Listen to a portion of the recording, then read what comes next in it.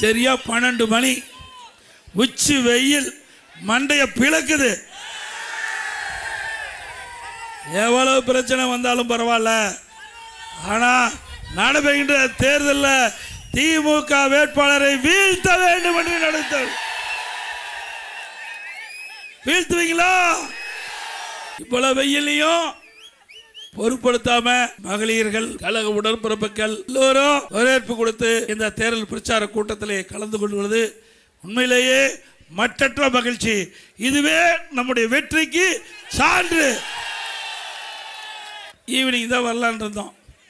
அக்கா கிட்ட கேட்டேன், இல்லை இருந்தாலும் பரவாயில்ல நீங்கள் வந்துருங்கனாங்க. ஏன்னா வெயில் அதிகமாக இருக்குது.